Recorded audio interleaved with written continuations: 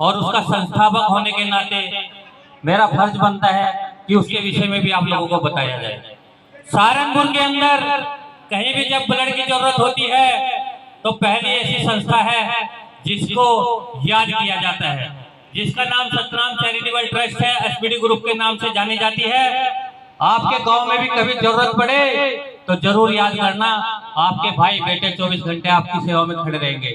कहीं भी किसी बहन को, किसी माता को, किसी भाई को, किसी बड़े को, किसी बुजुर्ग को कहीं भी खून की जरूरत हो तो अपने बच्चों को याद करना, खून का कतरा कतरा तक अपने खून का अपने समाज में, अपने परिवार में चढ़ाने का काम करते हैं। और सहारनपुर के अंदर ही नहीं, पूरे भारतवर्ष में कहीं भी जरूरत हो तो हम लोग सुविधा मुहैया कराने का काम करते हैं। सहारनपुर के अंदर कहीं भी मेरी निर्धन कन्या बहन की शादी हो तो हम लोगों ने एक मुहिम चलाई है। उसमें शादी के रूप में, कन्यादान के रूप में हम लोग पैसे ना दे करके एक सहयोग से सामान देने का काम करते हैं।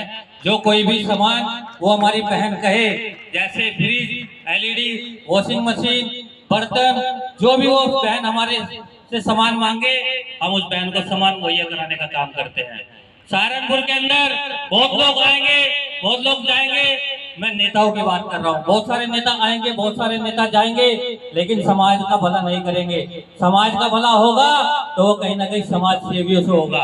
नेता केवल भाषण देते हैं, समाज सेवी सहयोग करते हैं। तो समाज सेवियों की जरूरत है, जो ऑन द स्पॉट मदद करे, जरूरत पर काम आए, उन समाज सेवियों की जरूरत है। नेता तो आएंगे, वोट लेंगे और चले जाएंगे। जरूरत है समाज को, समाज बदलने वाले लोगों की। और हम लोगों ने समाज बदलने के साथ साथ एक ऐसी मुहिम छेड़ी है जिसमें मैं आप लोगों से गुजारिश करता हूं कि उस मुहिम का हिस्सा जरूर बने, ताकि किसी परिवार की आर्थिक मदद हो सके। वो मुहिम क्या है?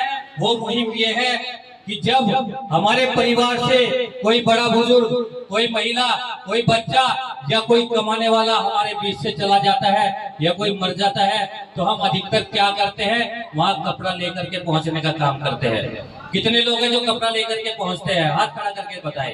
करीब करीब सभी लोग कपड़ा लेकर के पहुंचते हैं या नहीं पहुंचते हैं? सभी लोग जाते हैं ना। लेकिन क्या हम उस कपड़े से उस परिवार की मदद करते हैं?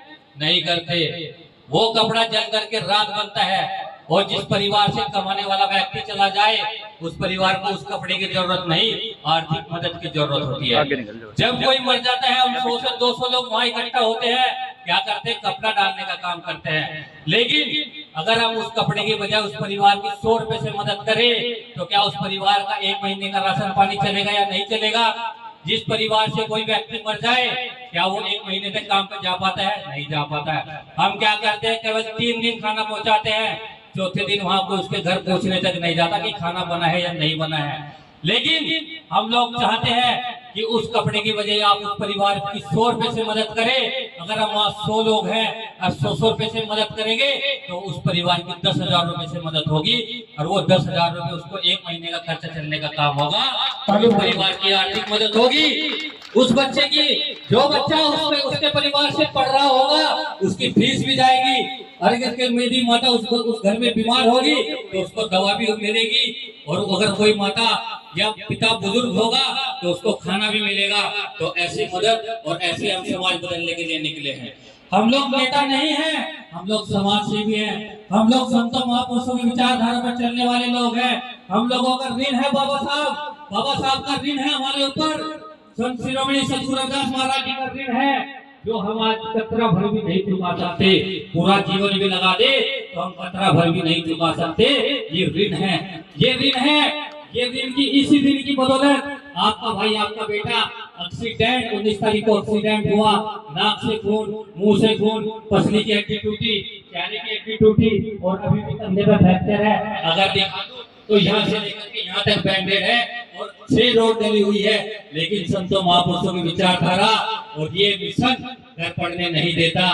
ये संतों महापुरुषों का मिशन और विचारधारा घर पढ़ने नहीं देती। क्यों नहीं पढ़ने देती?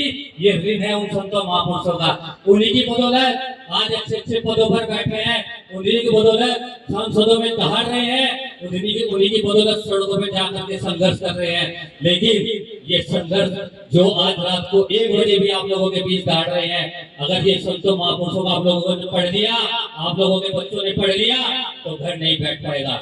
और माता, मैं अपनी मातृ शक्ति का भी धन्यवाद करता हूँ, क्योंकि ये मेरी माता ने मुझे 19 तारीख के एक्सीडेंट के बाद भी लगातार समाज के बीच बेचने का काम किया है। मेरी घरवाली वो भी धन्यवाद की पात्र है। मेरे बच्चों को संभालने के साथ साथ मुझे मिशन के लिए निकलने के लिए कहती है, जाओ तुम रात रात भर और दिन में भी काम करो, हम अपने आपके बच्चों को भी संभालेंगे, आपके घर को भी संभालेंगे। और आपका भाई, आपका बेटा कचहरी में रह करके मैं आज जो भी हूँ बाबा साहब डॉक्टर भीमराव अम्बेडकर जी की बदौलत हूँ, संत शिरोमणि गुरु रविदास महाराज जी की बदौलत हूँ। एक मजदूर का बेटा आज आपके सौजन्य से और संतों महापुरुषों के आशीर्वाद से एडवोकेट की उपाधि लेकर के कचहरी में भी आप लोगों की सेवा देने का काम करते हैं। जिस भी माँ बहन को कहीं भी कोई भी हाथ लगा के दिखाए, उंगली लगा करके दिखाए आपका भाई, आपका बेटा कचहरी में बैठा है, उसकी ईट से ईट न बजा दी तो नाम समझी नोटियाल एडवोकेट नहीं। तो ये संतों महापुरुषों की विचारधारा है, जिसको लेकर के नबे भाई, रोहित दादा, मनीष सारंगपुरिया और अन्य लोग चल रहे हैं। ये वो विचारधारा है, जिस दिन बाबा साहब डॉक्टर भीमराव अम्बेडकर जी के मिशन पर चल दिए तो आप घर नहीं पढ़ पाओगे। ये आज लगातार दिन में सुबह 10 बजे से लेकर के रात के 1 बजे तक भी कार्यक्रम है, इसके बाद भी कार्यक्रम है। ये विचारधारा ही है, ये उनका ऋण है जो हम कभी भी नहीं चुका सकते। और हम क्या, हमारी औलाद भी नहीं चुका सकती। क्यों नहीं चुका सकती? क्योंकि और ये हमारी जिम्मेदारी भी है। ये हमारी जिम्मेदारी है इन बच्चों को बताने का कि 648 साल पहले एक ऐसा मसीहा जन्मा था जिन्होंने भक्ति का आंदोलन छेड़ करके आज सामाजिक आंदोलन में ये बदलाव लाने का काम किया है कि रात के 1 बजे भी मातृ शक्ति बैठी है और मेरे बड़े बुजुर्ग बैठ करके सुन रहे हैं। 648 साल का यहाँ कोई भी व्यक्ति नहीं है, 648 साल का यहाँ कोई भी व्यक्ति नहीं है, लेकिन 648 साल तक भी जिंदा रखा है। उनका भी बहुत बहुत धन्यवाद, जिन्होंने हमारे ऐसे संतों महापुरुषों को जिंदा रखने का काम किया है। तो ज्यादा बात नहीं कहते हुए मेरे भाई नबी सिंह जी भी बैठे हैं, समय भी बहुत हो गया है, हम भी बाइक से यहाँ पर आए हैं।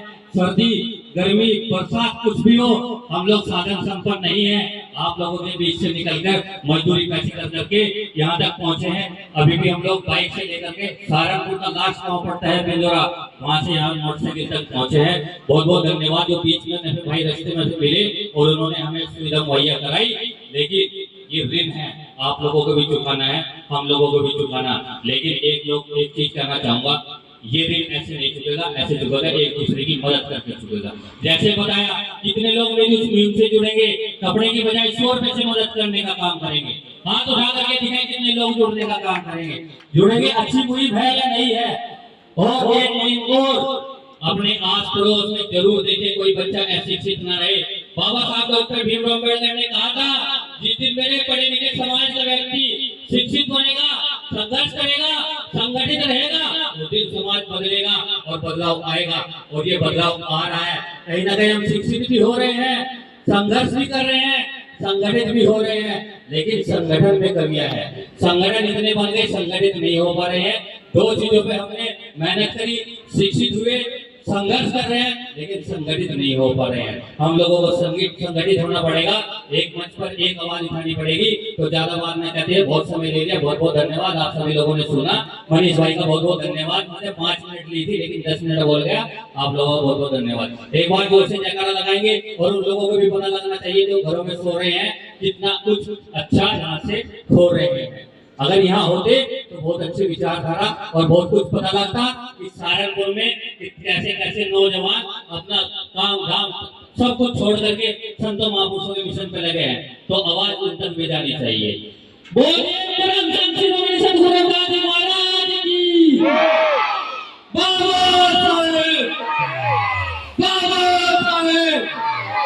बहुत बहुत धन्यवाद।